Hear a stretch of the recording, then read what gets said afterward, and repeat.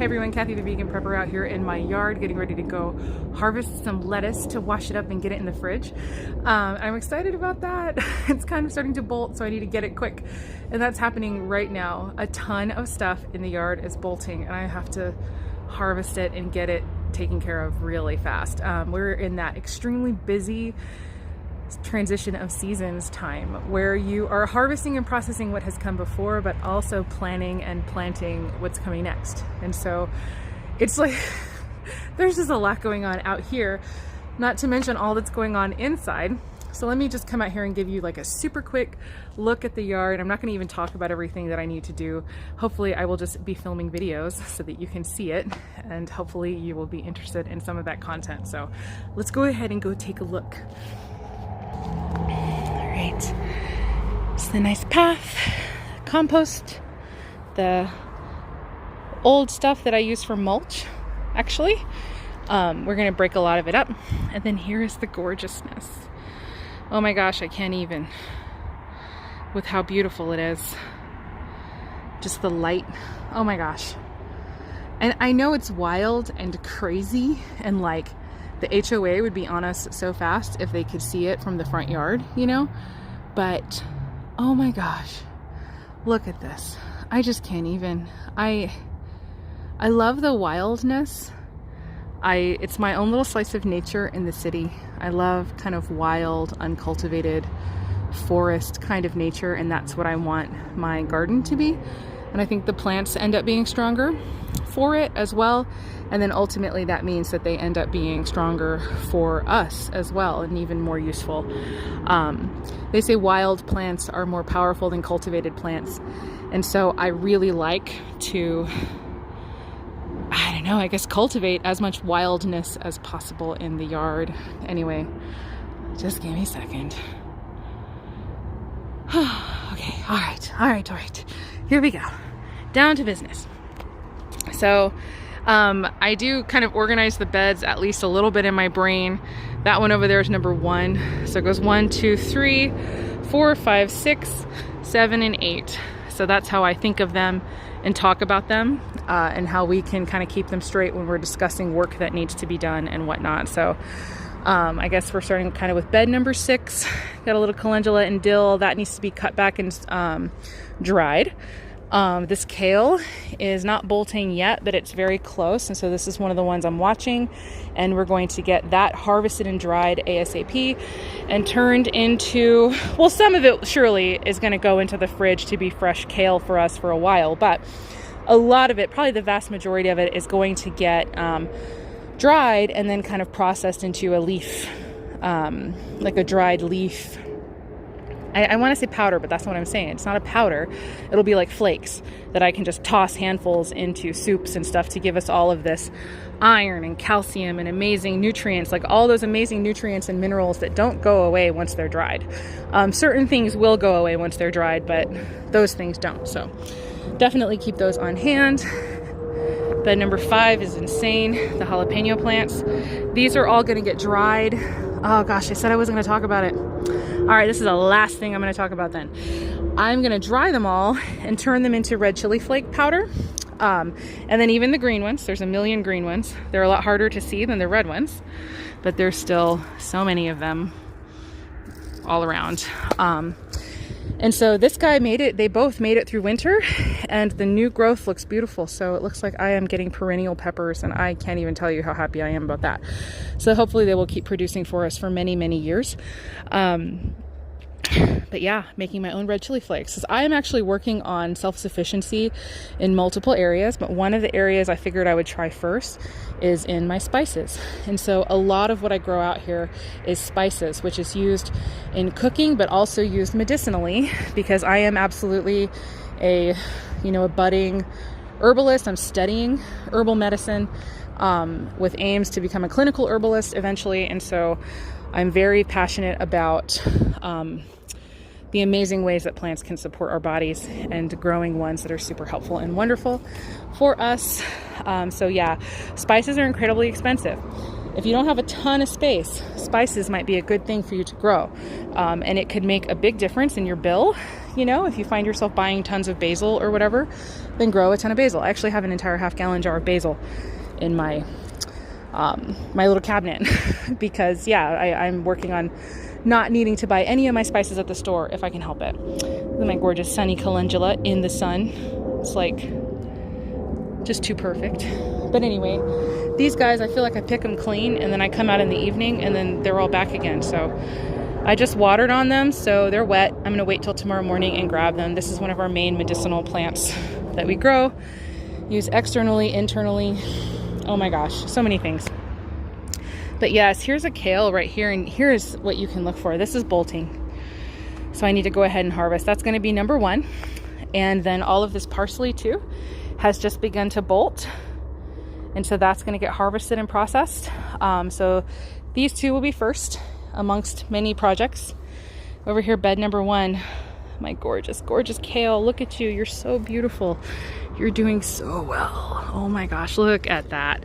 How giant that is. My plants are so strong and beautiful. Anyway, sorry. Oh, I shouldn't be filming myself. I come out here, I talk to my plants all the time.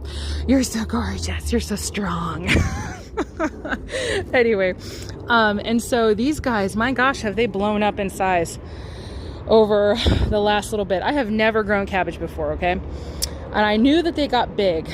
These guys I was assuming would just die, but I am still, so now this is where it's like really hard. Like, are you guys gonna produce cabbage for me before you bolt or what? So I don't know what to look for, but like I've got eggplant that needs to come up. Like it needs room to come up. Like there we go, is a little eggplant. The big leaves already died, but they're still fine. You know, they're fine. As long as the little leaves don't die, they're fine. This one too, not looking the best, but look, there's new growth right there. So a lot of times when you plant a plant or transplant it, the bigger leaves that were already there will die, but then they'll come right back from the center. So all is not lost. Don't give up hope. Plants are way stronger than we think they are. But yeah, I need room for these eggplants to grow. So that's kind of my dilemma right now. And that's kind of like a classic seasonal transition thing going on in this bed where I have all the old plants. I didn't pull them yet, but I planted all the new plants kind of in between. So these old plants are going to be coming out pretty soon. I'm just debating. I still don't know about the cabbage. I don't know how long it takes for them to form a head. So anyway, I'll think about it. Sorry, this was not supposed to be this long. Okay, I am going to stop talking. All my bolted cilantro, look at the insanity. I didn't get a single cilantro plant that I was able to harvest significantly from because they all bolted because it's been too hot. So I really do have to figure out what I'm doing over here and what I'm doing specifically about the cilantro as our cool season is getting shorter and shorter and shorter. And yeah, it's just a mess. So I will leave some of these to make me coriander because I have coriander coming out of my ears, but you know, I can always use more.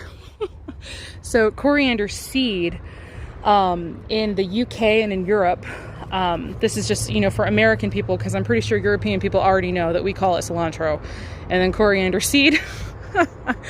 But in the UK and in Europe, they call cilantro coriander. And then they call the seed coriander seed. So you can get confused if you're in the US reading a recipe written by somebody in Europe or like in Australia too. And they say coriander and you think they mean like coriander seed. Because in the US, we call it coriander seed. Or no, we just call it coriander. We don't even call it seed. Ugh, loud traffic. So in the US, it's cilantro is the leaf and coriander is the seed.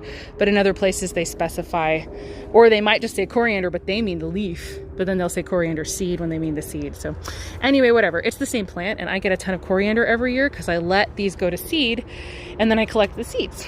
And then I get two harvests out of one plant. But this year I didn't really even get any cilantro. I'm super depressed about it. All this stuff is bitter. Like, it's not really eatable. So, oh yeah, it's pretty bitter. So I even like cilantro, and this tastes really soapy and bitter to me, which is another thing. Like if you've ever bought cilantro at a store, or if you're gonna buy cilantro at a store, and you see any leaves that look like this, don't buy it, because that is bolted cilantro and it will be bitter and yuck. And a lot of times they sell it and it'll have these leaves right in it because they're selling you bolted cilantro that isn't even good.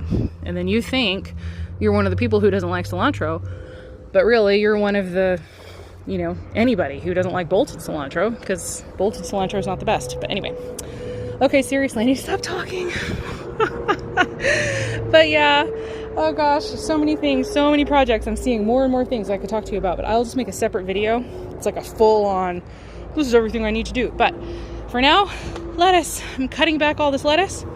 There's my bucket, and we're gonna wash it up and get it in the fridge and ready for some salads. Then I can go back inside and maybe talk to you a little bit about a couple other things that I'm gonna be doing. Okay, I got my bucket. It's a 2-gallon bucket and I stuffed it full, so I'd say not too shabby. So all of this I've cut, and like I said, most of it is bolting. Some of it looks still really good elsewhere in the yard.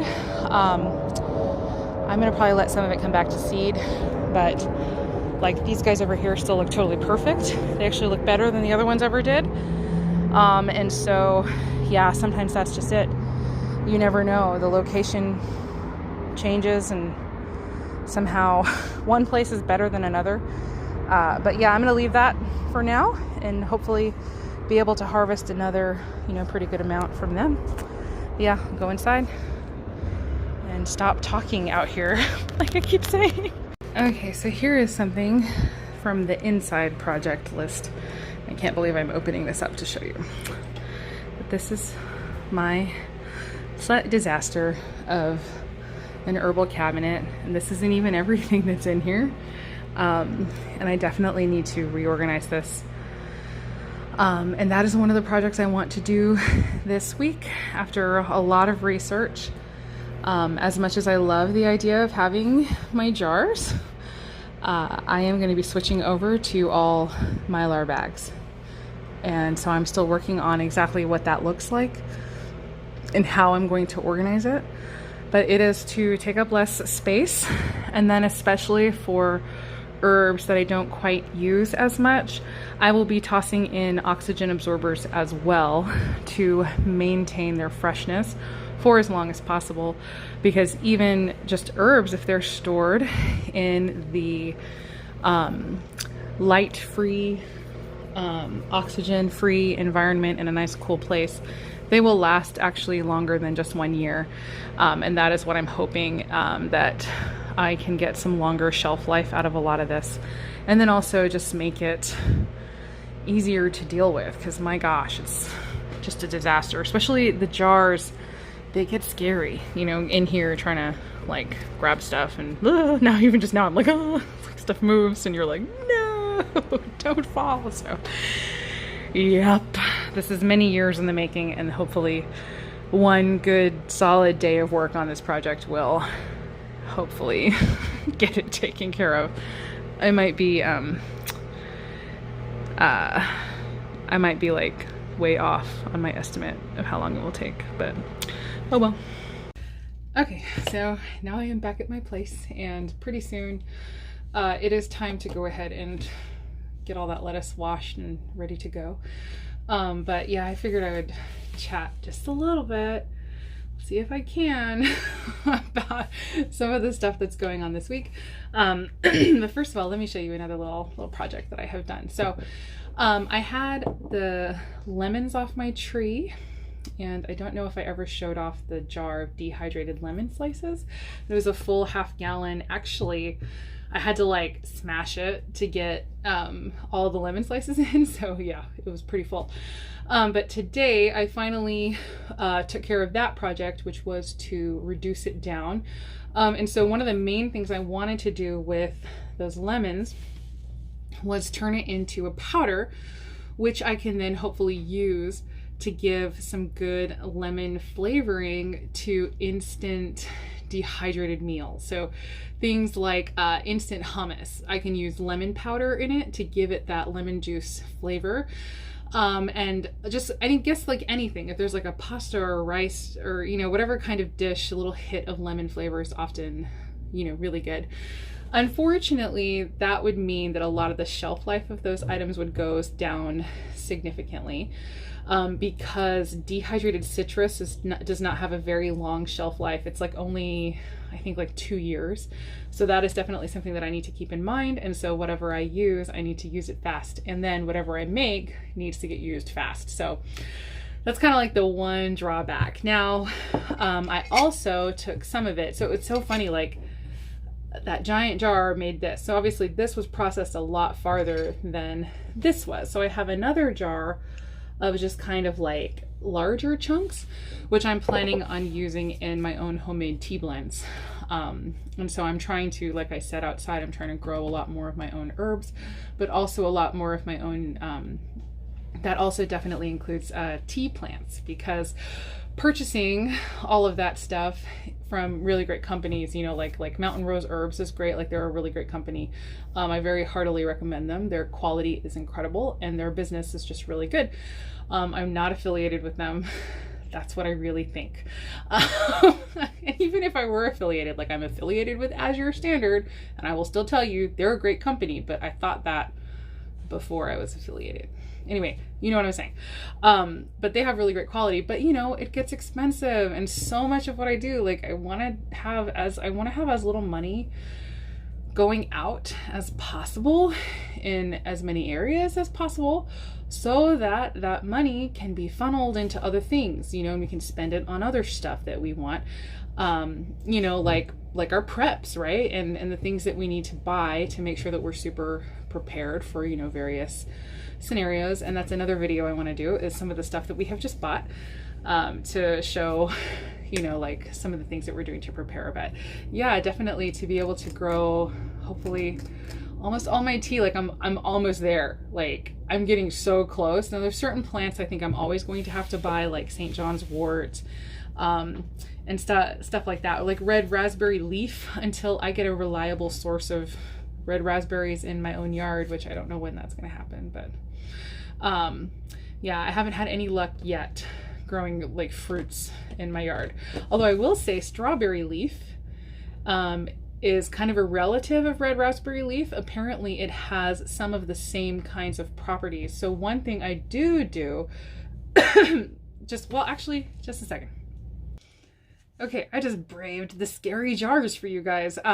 One thing I do is, when we have organic strawberries, I have everybody knows, when we have organic strawberries, you do not bite them. You have to cut the tops off, and then we set the tops up on a little plate on the counter.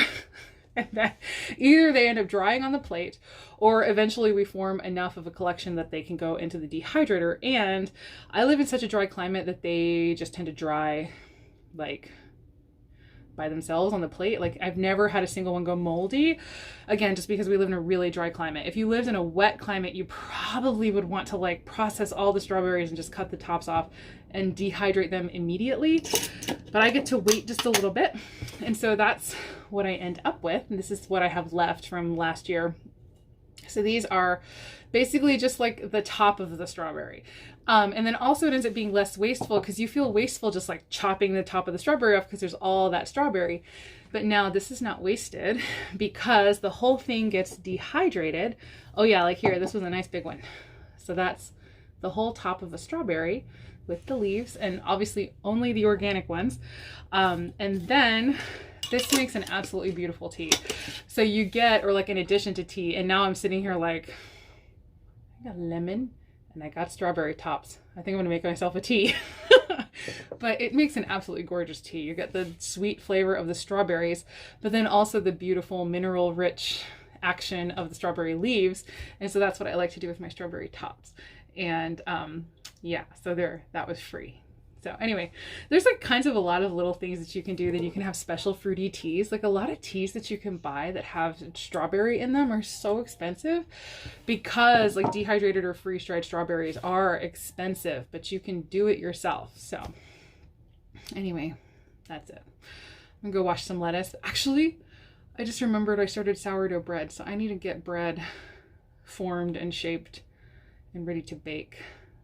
Anyway, yeah, I honestly don't know where I thought this video was going. I guess I thought I was going to be showing you some of the preps and like some of the things that we had recently bought. But I kind of talked too long, which is not surprising. So I'm going to go ahead and cut this off, and hopefully you enjoyed that. If there is any kind of very specific thing I talked about that you absolutely want a video on, please let me know down below. I'm probably just going to start making videos about like literally everything I do. Because it's like, I don't know. To me, a lot of this stuff has stopped being interesting because we've been doing it so long and we've been like kind of living like this for so long. But I know that like for other people, it can still be like more novelty or like more new. And so I need to start thinking about some of the daily things I do and realizing like, oh yeah, that was like a big change that we made in our lives. And it's still like potentially a cool thing that somebody else might like to do. So anyway, basically many years ago, we decided that we want to move into some off-grid cabin in the woods or whatever. Like we have this romantic notion about it. And I understand that it's really hard work. And that was part of it where I thought to myself, you know, that's going to be like really hard work. And I need to know as much as possible what that's going to be like before we ever actually think about like doing it. So I try to incrementally, bit by bit, live our lives even here in the middle of our city as though we are like on our own homestead, and trying to become as self-sufficient as possible and have as many skills as possible and all of that. So that's kind of a lot of where we started with all of this, and self-sufficiency and all of that stuff. And it kind of bled into preparedness. So it was like preparedness without calling it prepping, you know, and storing up and dehydrating food and all of that stuff. But anyway, now it's like specific, but that's kind of like the background motivation, I guess, is our desire to live, you know, a different life. But, you know, we're not just going to sit around like wishing and hoping, you know. I'm going to do everything I can to learn everything I can now before I find myself into that situation. I can't imagine me like 5 or 6 years ago being dropped into a cabin with like just a bucket of flour and, you know, like not very much, you know. I would not have done well. I think now, me today, there's still, I know so much I need to learn, but I think I'd be fine. I think I'd be okay. And also, depending on where it is in the country, I'd probably be able to go outside and find some stuff to eat and, you know. Anyway, yeah, I guess that's all for real. I'm like in a chatty mood today. Just sort of chatty. I don't know. I miss people. Do you guys miss people? I miss people. I love people. I know a lot of people like it's really popular to say like, oh, I just hate people. Like, actually kind of like people. I really do. Anyway. All right, that's all for real.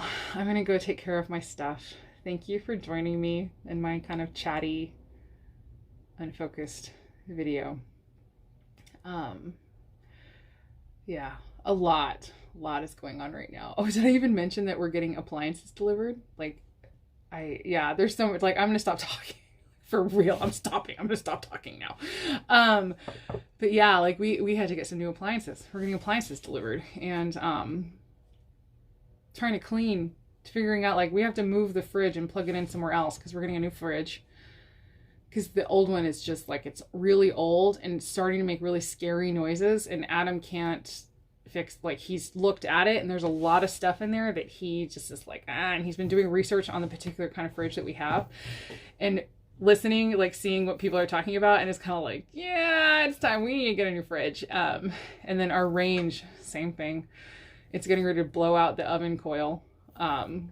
There's a scary, like if you see Doctor Who, like that crack in the seasons, I think like the very first